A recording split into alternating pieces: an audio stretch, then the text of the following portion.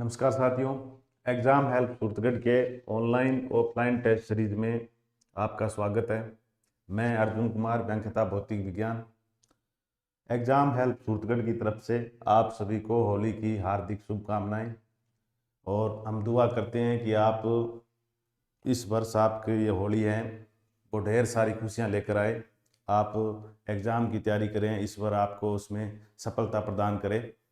तो आज के वीडियो का उद्देश्य है कि हम वरिष्ठ अध्यापक विज्ञान में जो भौतिक विज्ञान से संबंधित पर्सन आए हुए हैं 2011 से 2024 तक किस टॉपिक से कितने पर्सन आए हैं, आज हम उसके बारे में समझेंगे, उसकी व्याख्या समझेंगे कि भी अपने को कौन कौन से टॉपिक पे ज़्यादा फोकस करना है, उसका एनालिसिस करेंगे अपने।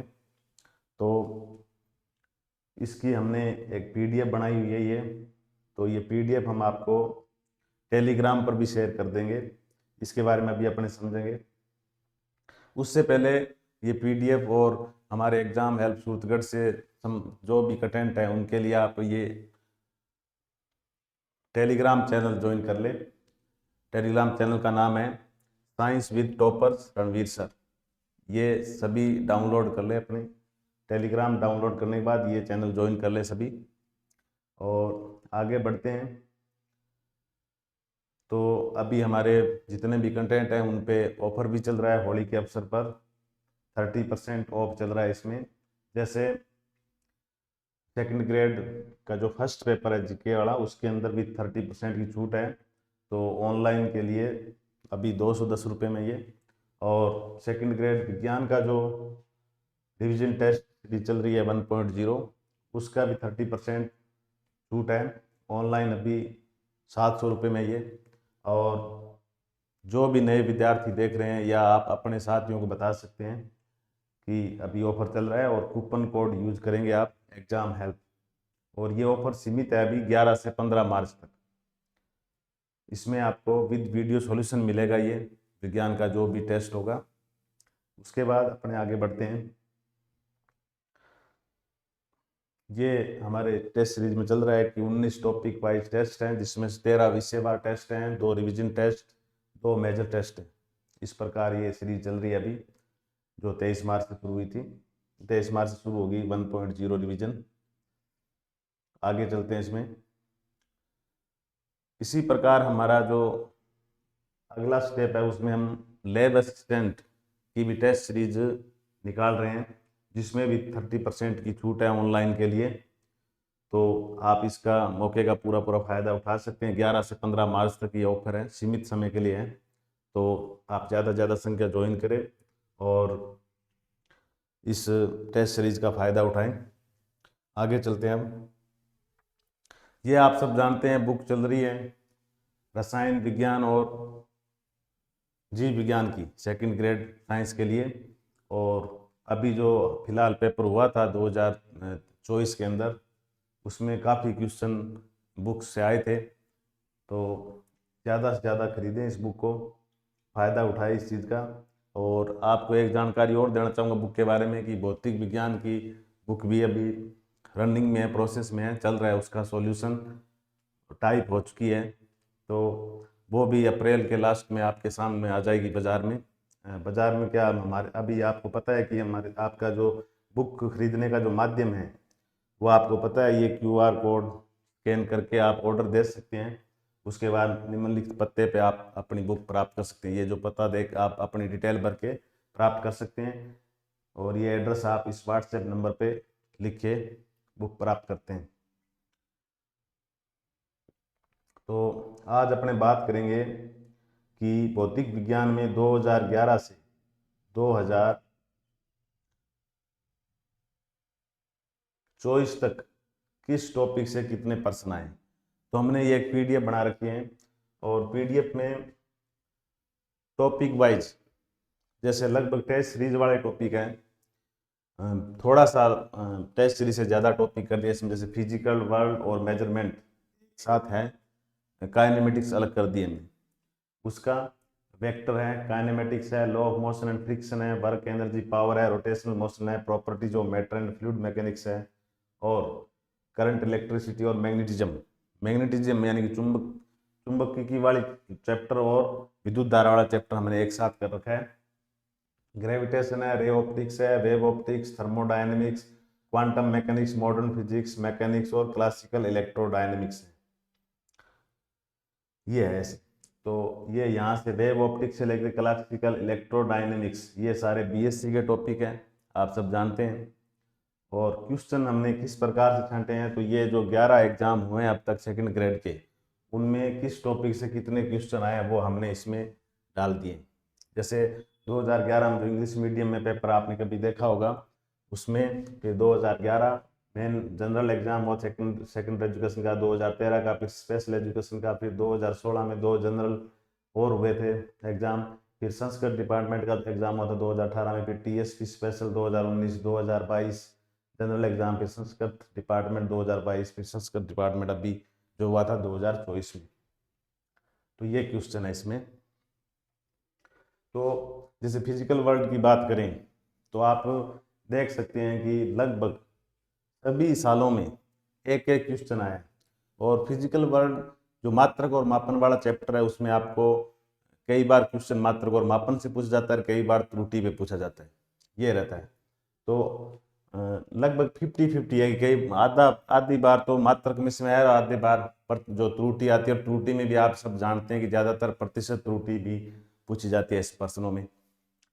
और लगभग एक क्वेश्चन आया, और ये यूनिट आपको करनी होती है, क्योंकि ये आप जब भी आप 11th क्लास में जाते हैं तो आप सबसे पहले ये यूनिट पढ़ते हैं। और ये आसान है अगर आपने फिजिक्स थोड़ी बहुत पढ़ी है तो। और एक क्वेश्चन इससे आपको मिल जाएगा, और बहुत बड़ा टॉपिक नहीं है, मतलब पढ़ना कम है, लेकिन एक क्वेश्चन आपका इससे आपको मिल जाएगा। उसके बाद है वेक्टर। वेक्टर में भी नॉर्मली आपको सदिश योग, जो सदिश योग होता है उसके बारे में पूछ जाता है। तो और या सदिशों गुणनफल पे भी प्रश्न आए हुए हैं, सदिश गुणनफल और अदिश गुणनफल से। तो इसमें अगर अपने देखें तो इसमें भी ऑल ओवर लास्ट के जो 2 पेपर हुए हैं उनमें 2 क्वेश्चन पूछे गए हैं, बाकी में लगभग एक क्वेश्चन पूछा गया है, सिवाय 2013 के एग्जाम को छोड़ के। अच्छा, इसमें ये भी ध्यान रखना है कि जो पीडीएफ बनाई है उसमें हमने कोशिश की है कि सारे क्वेश्चन जो पेपर से हमने छांटे हैं वो किए हैं, लेकिन आप ये भी जानते हो कि पहले थोड़ा सिलेबस अलग था, तो वो क्वेश्चन अब सिलेबस में नहीं है, तो वो क्वेश्चन नहीं डाले गए हैं, वो भी आपको ध्यान रखना है। ऐसा नहीं है कि सभी क्वेश्चन छांट डाल दिए इसमें, अभी जो सिलेबस के अकॉर्डिंग है लगभग वही क्वेश्चन डाले गए हैं। और उसके बाद है तीसरी काइनेमेटिक्स। काइनेमेटिक्स में देखिए कभी 1, कभी 2, कभी 3 भी आए हुए हैं। तो ऑल ओवर जिसमें एवरेज है, इसमें एवरेज एक क्वेश्चन की है, तो इसमें भी अब जो पिछले जो सालों में आए हैं उसमें लगभग 2 नंबर की 2 क्वेश्चन की एवरेज है, और इसमें भी 2 क्वेश्चन की। तो काइनेमेटिक्स भी आपको एक विमीय गति है अभी आपके सिलेबस में, तो एक विमीय गति में आपको गति की समीकरणों पे आप क्वेश्चन निकाले हुए, आपके गुरुत्व के अधीन गति में आप गति की इक्वेशन यूज करना जानते हैं। और आपेक्षिक वेग, जैसे लास्ट टाइम जो क्वेश्चन आया वो आपेक्षिक वेग पे आए, तो ये 2-4 टॉपिक है, उसके ऊपर अगर आप करते हैं तो क्वेश्चन आपका आराम से हो जाएगा। अब वैसे तो आते ही नहीं, तो सिंपल ग्राफ, वेग समय ग्राफ या दूरी समय ग्राफ ऐसा पूछ ले, ऐसे क्वेश्चन तो आने से रहे। तो आप ये जो 2-3 टॉपिक है, गुरुत्व के अधीन गति है और गति की इक्वेशन कैसे यूज करनी है, और आपेक्षिक वेग वाला जो टॉपिक है, इतना कर लेंगे आप तो आपको इस टॉपिक से भी क्वेश्चन आप अटेम्प्ट कर सकते हैं। और आपको ये यूनिट भी करनी चाहिए, पहली यूनिट और दूसरी। आप अगर जो वैसे तो सारी करनी चाहिए, लेकिन अगर आप चाहते हैं कि हमारे को वेक्टर में समस्या आए तो आप वेक्टर को एक बार स्किप कर सकते हैं।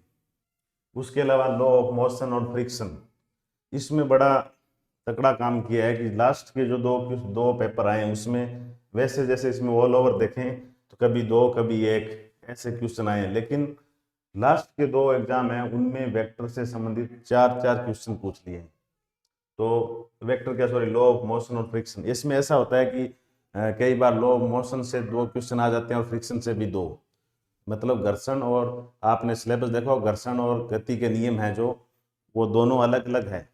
तो आप अगर लॉ ऑफ मोशन नहीं पढ़ना चाहते तो आप फ्रिक्शन पढ़िए। हालांकि फ्रिक्शन में जब क्वेश्चन आता है तो मिक्सअप आता है, उसमें गति के नियम भी आपको पता होने चाहिए, गति के नियम पर आपकी पूरी स्टडी की होनी चाहिए, उस पर न्यूमेरिकल सॉल्व किए होने चाहिए, तब आप इस क्वेश्चन को हल कर पाते हैं।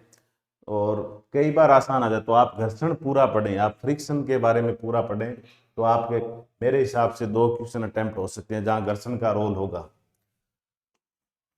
तो आप इसमें फ्रिक्शन के टॉपिक पे गौर कर सकते हैं।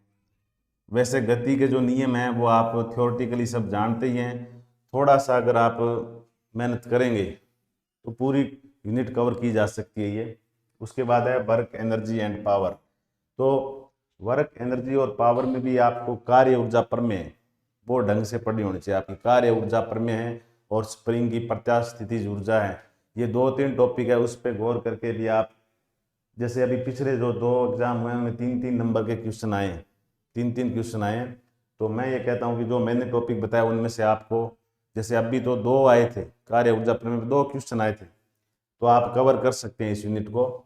इसमें आप कार्य ऊर्जा प्रमेय है और स्प्रिंग की प्रत्यास्थितिज ऊर्जा है, सिंपल बिल्कुल, तो आप इसको कर सकते हैं यूनिट को।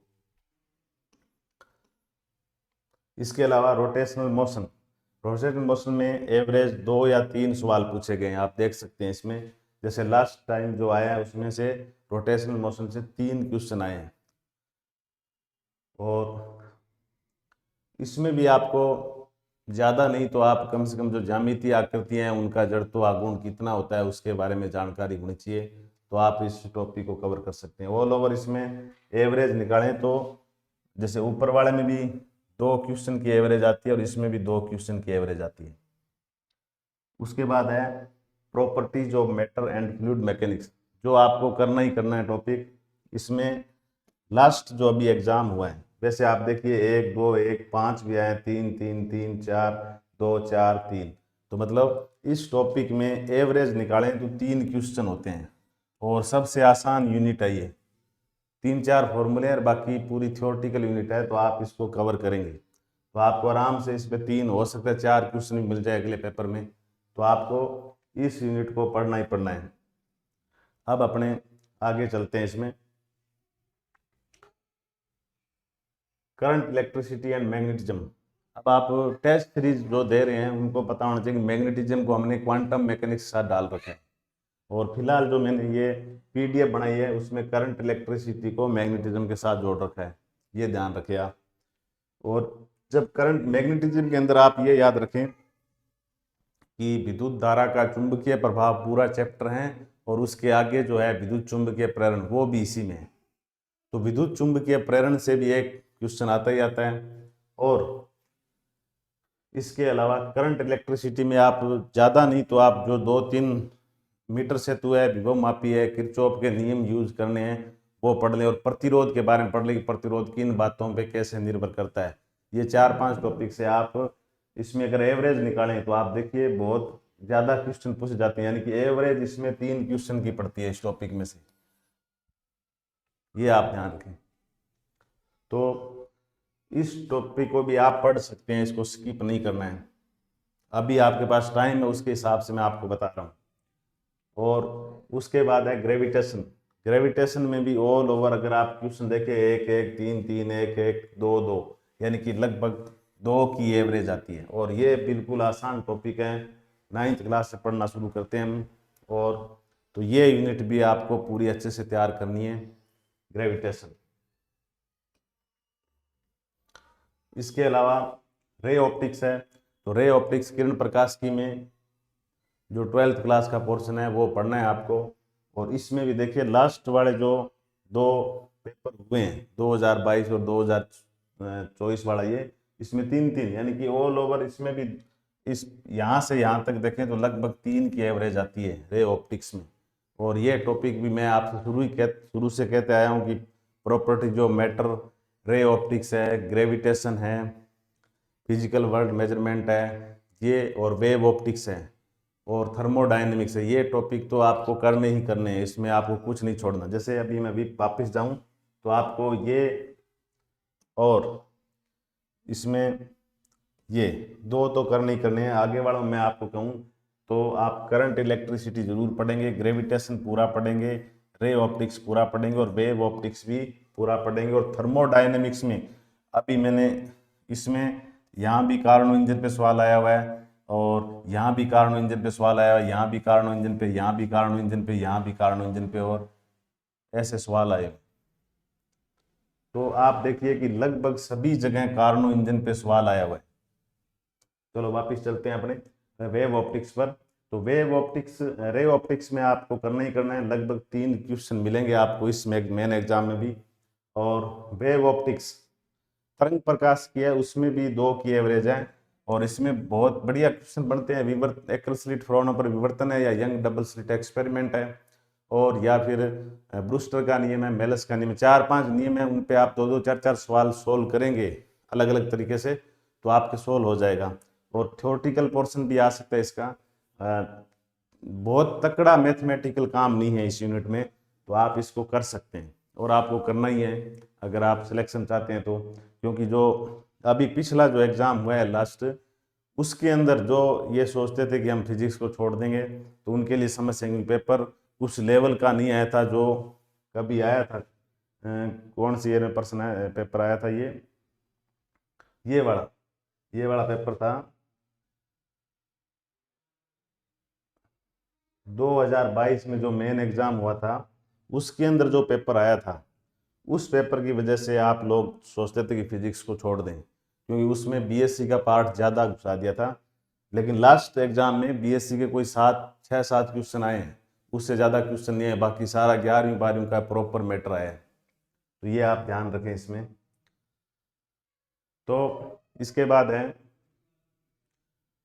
वेव ऑप्टिक्स के बाद थर्मोडायनेमिक्स। थर्मोडायनेमिक्स मैंने आपको बता दिया, थर्मोडायनेमिक्स में वैसे कार्नो इंजन भी है, एंट्रोपी है, एंथैल्पी है, मैक्सवेल की समीकरणें हैं। तो आप कम से कम अगर थर्मोडायनेमिक्स में कोई टॉपिक पढ़ना चाहते हैं, तो कार्नो इंजन का टॉपिक आप अच्छे से करके जाएं, उसमें जितने न्यूमेरिकल आप कर सकते हैं करें, तो आपको आराम से आप निश्चिंत होकर जाए, 1% आपको मिलेगा वहाँ पे, या आप एक क्वेश्चन पक्का सही करके आएंगे। और इसमें एवरेज जो है पिछले एग्जामों को ध्यान में ना रखे, भले ही 2% आते ही आते हैं थर्मोडायनेमिक्स। उसके बाद है क्वांटम मैकेनिक्स। ये अभी वेव ऑप्टिक्स से लेके ये सारा जो है वो चल रहा है बीएससी का पार्ट। तो क्वांटम मैकेनिक्स में जो है, क्वांटम मैकेनिक्स की जो अभिगृहित है, पोस्टुलेट्स हैं, वो होते हैं। और एक बीमीय सरल आवर्ती दोलित्र है, द्विबीमीय सरल आवर्ती दोलित्र है, सॉरी अनंत विभव कूप है, पोटेंशियल वेल जिसे बोलते हैं, विभव रोधिका, उस पर क्वेश्चन बनते हैं। अब अगर वो पूरा आप पढ़ेंगे तो आपको बहुत ज़्यादा टाइम लगेगा, लेकिन आप अगर क्वांटम मैकेनिक्स के पोस्टुलेट्स याद करते हैं तो भी आप एक आधा क्वेश्चन कर सकते हैं, अन्यथा आप इसको स्किप कर सकते हैं क्वांटम मैकेनिक्स को। और एवरेज ये है कि इसमें भी 2 क्वेश्चन की एवरेज पड़ेगी आपको, आएगा ही आएगा पेपर में 2 क्वेश्चन। अभी क्योंकि ये जो आप देख रहे हैं बीएससी में, ये कितने क्वेश्चन पूछे गए, ज़्यादा क्वेश्चन नहीं पूछे, जैसे अब इनमें से भी मैं इसको इलेक्ट्रोडायनेमिक्स, भले ही बीएससी का पार्ट दिया हुआ है, लेकिन एक्चुअल में बीएससी का पार्ट में से आता ही नहीं क्वेश्चन। ये समझ लो कि 2 क्वेश्चन आ रहे, तो एक क्वेश्चन तो 12वीं की इलेक्ट्रोडायनेमिक्स से आ जाता है, इलेक्ट्रोडायनेमिक्स मतलब स्थिर वैद्युतिकी वाले चैप्टर से आ जाता है। तो प्रॉपर जो आए थे वो 5-6 क्वेश्चन ही लास्ट ईयर में आए हुए। इसके बाद है मॉडर्न फिजिक्स। मॉडर्न फिजिक्स में आप परमाणु के बारे में पढ़ते हैं, नाभिक के बारे में पढ़ते हैं, और सापेक्षतावाद का सिद्धांत है, लंबाई संकुचन है, काल वृद्धि है, वो वाले टॉपिक जो है वो इसमें है। तो इसमें से भी आप क्वेश्चन, ये मैं चाहता हूँ कि आप मॉडर्न फिजिक्स जरूर पढ़ें। मॉडर्न फिजिक्स आप कर सकते हैं आराम से। परमाणु के बारे में आप केमिस्ट्री में पढ़ते हैं, बोर मॉडल पढ़ सकते हैं आप, और उसमें विकिरण की द्वैत प्रकृति वाला चैप्टर है जो डी ब्रोगली तरंग दैर्ध्य वाला, उसको भी आप पढ़ते हैं 11th केमिस्ट्री में, 12th फिजिक्स में। तो आप ये कर सकते हैं ये टॉपिक। नाभिक भी पढ़ते हैं आप 12th फिजिक्स में, तो नॉर्मली नाभिक पर भी पर्सन आ जाता है, तो इसमें भी एवरेज आपको 2% मिलेंगे। तो मॉडर्न फिजिक्स आपको पढ़ना चाहिए, बहुत तकड़े न्यूमेरिकल नहीं आते इसमें, थ्योरेटिकल या फॉर्मूला वाइज जो फॉर्मूला पढ़ा है तो भी आप इस क्वेश्चन को कर सकते हैं। तो मॉडर्न फिजिक्स आपको पढ़नी चाहिए। उसके बाद है मैकेनिक्स। मैकेनिक्स में मैंने वो टॉपिक डाले हैं, एक तो द्रव्यमान के अंदर, टक्कर, और अवमंदित सरलावर्त गति, और प्रणोदित सरलावर्त गति। ये जो 4 टॉपिक है उसको मैंने मैकेनिक्स में डाल रखा है। तो मैकेनिक्स में भी आप क्वेश्चन देखेंगे तो एक साल तो ऐसा था कि 6 क्वेश्चन आ गए उसमें से, और एवरेज निकालें तो 3 क्वेश्चन पढ़ते हैं इसमें से, कि एक टक्कर से पूछ लिया और एक द्रव्यमान केंद्र से पूछ लिया और एक प्रणोदित सरलावर्त गति या अवमंदित सरलावर्त गति से पूछ लिया। तो लगभग 3 क्वेश्चन पढ़ते हैं। तो अगर आप बीएससी में इंटरेस्टेड हैं तो आप मॉडर्न फिजिक्स और मैकेनिक्स दोनों पढ़ेंगे, और इलेक्ट्रोडायनेमिक्स तो 12th क्लास में आप स्थिर विद्युत वाला पार्ट पढ़ रहे हैं, विद्युत फ्लक्स है, विद्युत क्षेत्र है, गाउस का नियम है, वो पढ़ते हैं आप। और बाकी इसमें विद्युत विभवांतर भी है, धारिता भी है, कैपेसिटर यानी संधारित्रों का श्रेणी समांतर क्रम भी है, वो है लंबा, लेकिन आप कम से कम स्थिर विद्युतिकी का जो टॉपिक है वो इसमें से जरूर पढ़ें, क्योंकि इसमें भी एवरेज है वो कितने क्वेश्चन आते हैं, 2 क्वेश्चन आते हैं। ठीक है, तो ये है इसका सार कि आपको कम से कम जो करना है वो 1 यूनिट ये, 2 यूनिट, 3 यूनिट, 4 यूनिट, 5 यूनिट और 6 यूनिट और 7 यूनिट। तो ये जो टोटल 14 या 15 यूनिट है उनमें से 7 यूनिट आपको पढ़नी है, और ये भी हो सकता है कि 7 यूनिट आपको 15 से 20 क्वेश्चन आपके सही करवा दें, और इतने करने हैं फिजिक्स में। अगर इतने कर रहा है इसका मतलब है कि वो बहुत आगे चला जाता है। तो इसकी जो पीडीएफ है वो आप टेलीग्राम चैनल पे मिल जाएगी, आज ही आप टेलीग्राम चैनल ज्वाइन कर लेंगे। तो ये थोड़ा सा सार संग्रह है पिछले क्वेश्चनों का, एनालिसिस है कि आपको कौन सी यूनिट तो पढ़नी चाहिए। वैसे मैं फिर कहना चाहूँगा कि अगर 7 यूनिट जिसने पक्की कर रखी है, पक्की करने का मतलब है कि हर टॉपिक ऐसे पढ़ना है कि उसमें से क्वेश्चन आ जाए तो वो छूटना नहीं चाहिए, बस यही नियम है। और जितनी आप प्रैक्टिस करेंगे उतना ही फिजिक्स में आप अच्छा कर पाएंगे। तो